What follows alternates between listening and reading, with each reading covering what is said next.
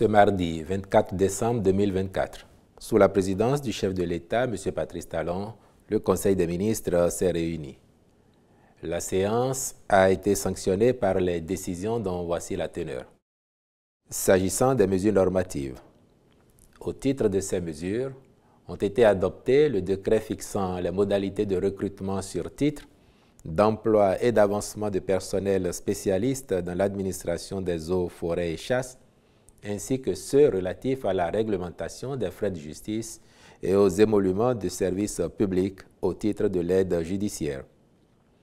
Il en est de même des textes d'application des lois numéro 2022-04 du 16 février 2022 sur l'hygiène publique et numéro 2022-14 du 19 juillet 2022 portant orientation agricole, sécurité alimentaire et nutritionnelle en République du Bénin.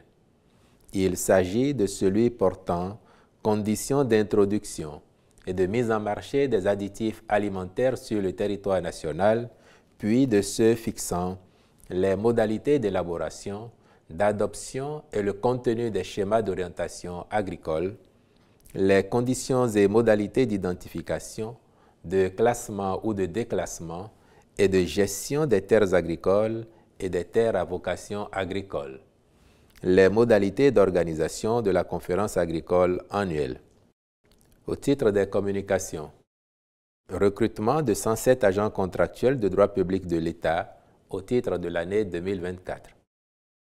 Ces agents sont appelés à servir, à raison de 32, dans les structures du ministère de l'Enseignement supérieur et de la Recherche scientifique, puis de 75 au ministère des Affaires sociales et de la microfinance.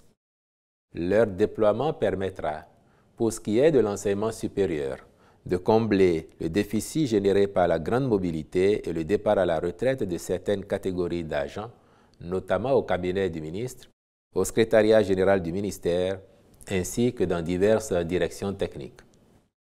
S'agissant du ministère en charge de la microfinance, les nouveaux agents serviront essentiellement dans les centres d'accueil et de transit des enfants, les centres de formation des personnes en situation de handicap, les centres de promotion sociale des aveugles.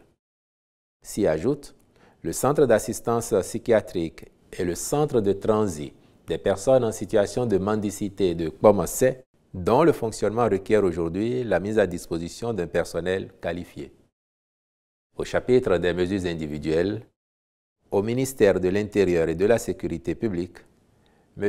Abdelaziz Bio-Djibril est nommé directeur général de l'Agence béninoise de protection civile. Je vous remercie.